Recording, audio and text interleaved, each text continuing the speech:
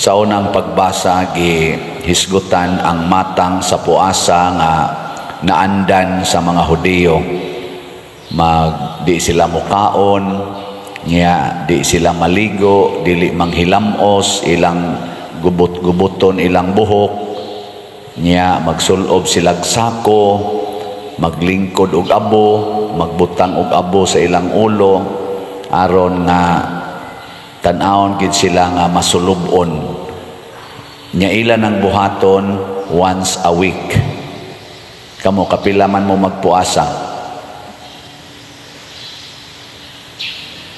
Why puasahay? Pag Miyerkules sa Badlis, ting puasa to siya. Ini karong Berni Santo, ting puasa. Kada Biyernes sa Kwaresma, abstinensya. Muna gisugo sa atong simbahan. Why puasahay? Pero posible sad nga sakto. Kay ang mga tinunan ni Jesus, wa man magpuasa. Wa sila nagpuasa. Ngano man? Kay kuyog Manila si Jesus. Kung ang matud pa ni Jesus, kung ang pamanhonon kuyog pa sa mga dinapit, awa gid na puasa, mangaon gid na sila. Pero ini kawagtang nas pamanhonon, awa naman sa hikay na makuha na sad na magpuasa na sad. Pasabot di ay mga igsoon, kung buhi ang Ginoo sa atong kasing-kasing o kinabuhi, wa gyoy kasubo, way kasakit, way problema.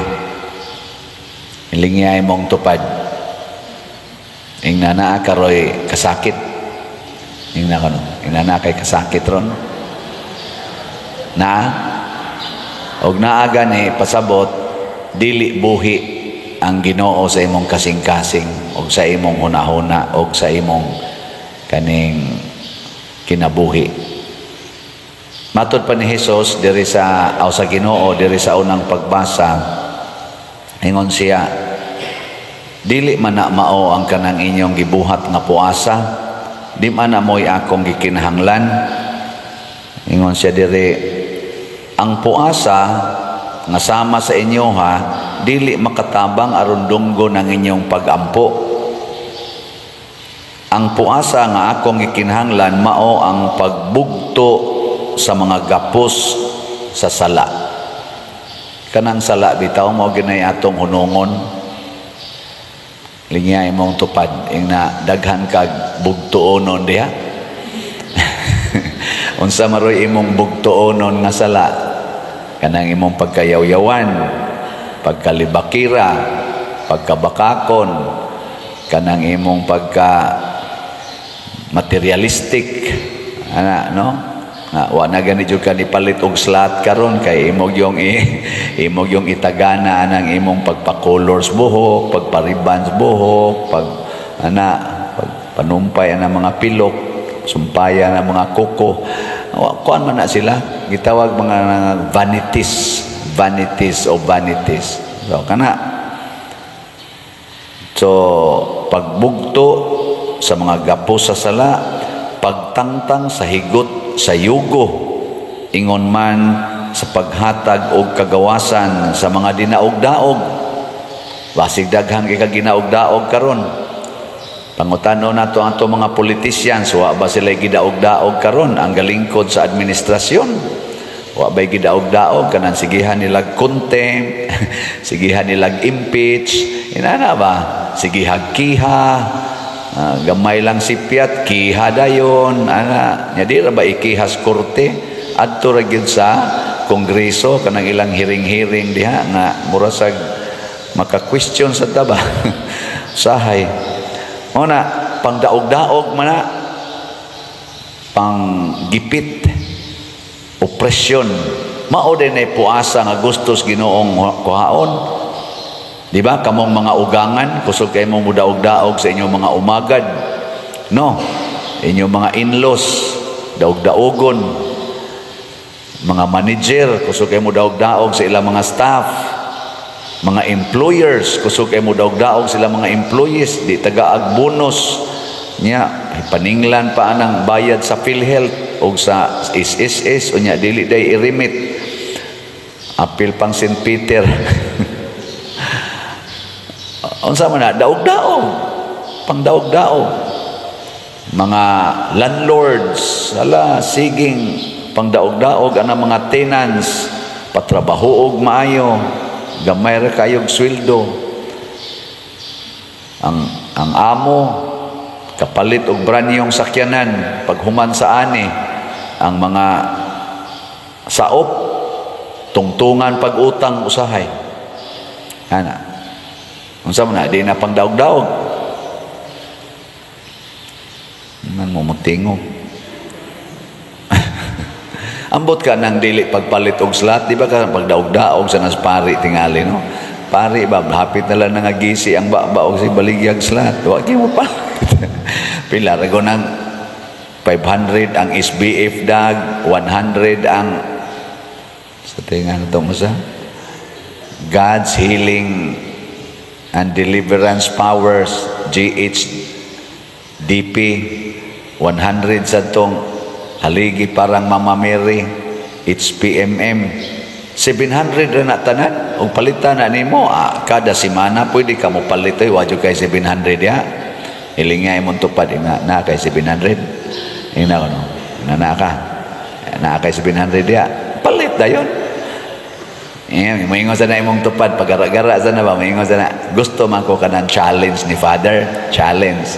Unsa mo say challenge nato aning tulo ka mga klase sa slot, 11,200. 8,000 challenge sa kadtong SBF dag nya, 1,200 sa GHDP o 2,000 sa HPMM. 11,200 hay may imo ana challenge o regular. Regular ka 700 ra ka pero sus gahi agyon. Pero ang mga sugarol kada adlaw nagsugal og labing minus 100 ngadto sa 200 pesos anang mga online nga sugal, mga sortres, mga loto kada adlaw. Siging pamasin anang mga yawanon kayong pamaagi. Mura magdili mo kasabot nga ang Ginoo nag-ingon man, "Way puasa basta kuyog ko ninyo." Nya kanunsa man makuyog ang Ginoo nato? Kun atong sundon ang iyang mga pulong. Unsa may pulong sa Ginoo? Hatagi ang mga kabus. Mao ni dinhi. Bistihi ninyo ang mga hubo, pakan-a ang mga gigutom. Pasudla sa inyong balay or himuig balay ang mga way balay. Gibuhat ba ni nato dinhi? Nya nganong di mangyapon mo palit? Palit na. Ana di ba?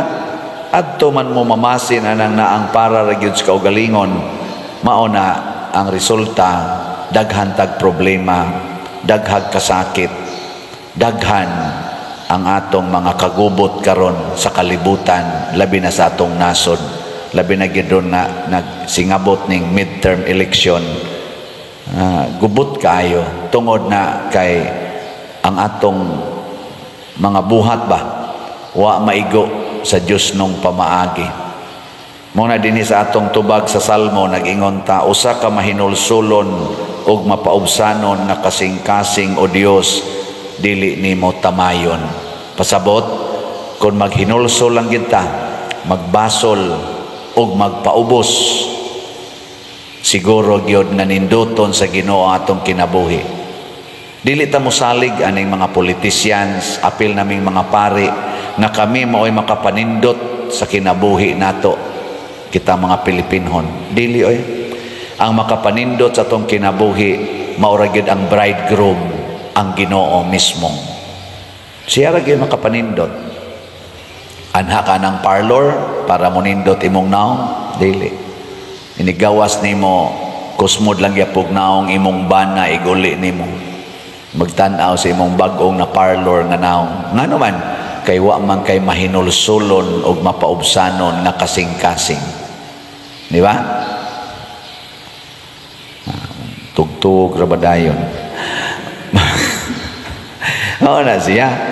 Na kanindot unta ang ato mga politicians karon Dili sila aning batasan, common man gunang batasan sa mga politicians kana bitang mo insist gyud sa ilang kunuhayng gisulti. Bisag sayop na ang ilang gisulti, bisag klaro na gyud kaayo nga naa sila'y sala, di gyud muangkon. Pabakak to the max. Unya ang kadto ra bang nihisgot sa ilang mga binuhatan nga ngilad, mao na noy ilang gukuron, mo ilang ipapriso, mo ilang i-contempt o uban pa.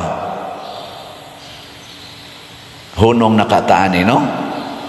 So karon na namoy napili ang mga kandidato sa pagka-senador, congressman, gobernador, mayor o mga board o konsehal, na namoy na pilian. Nana, pag hinahinay na mong lista, ako na hinahinay na sa kog lista. Naaman tayo pilianan, duhara man naka-team atong pilianan, Team Marcos o Team Duterte. Ana, hain man ani nila ang matinud-anon, kanabang moangkon sa ilang sayop, unya mo koreksyon sa ilang sayop. Hain man ani naa ba sa Team Marcos o Team Duterte, o luos lag panalipod sa ilang sayop, unya ilang atakihon ang mga tao nga mitan-aw sa ilang sayop. Sama bitaw ana karong kuan, hinaut unta mapatin-aw na kumilik na ay lawyer nga ning ingon ning pahayag ba kay IT expert man siya, unya CPA lawyer pagyod, unya auditor pagyod siya sa mga IT system sa mga kompanya. Isip auditor, CPA na naman dahil mo specify anang mo audit sa IT system nagigamit sa kompanya. Ano bang mga kuan diya ba, mga code ana na naman dahil mo search ana nya mao ni siya nya iyang gitagaan o sa iyang opinion nga kining automated machine, counting machine nga gamiton sa kumilik kay bag-o man ni siya, dunay mga peligro nga mahak. Mo nang himo siya mga suggestions aron ang hacker sa mga IT karon systems dili unta makapenetrate aron ang election result dili ma-alter sa mga hacker nga gi-employed sa mga buangon nga mga politicians.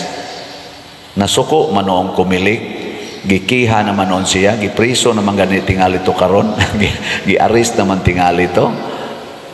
Ano bang ingon ana ba? Imbis nga maminaw, total, waman sa siya mo ingon nga kana ganing invalid na nalang siya gisuggest.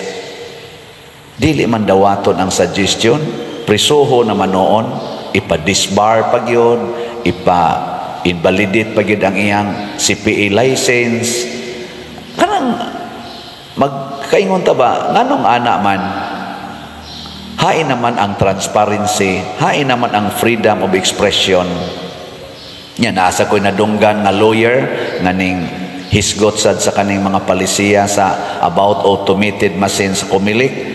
Kinahanglan day kuno nga before gamiton 3 months before sa election kana di ay automated machine, kinahanglang dunay certification of third party nga expert.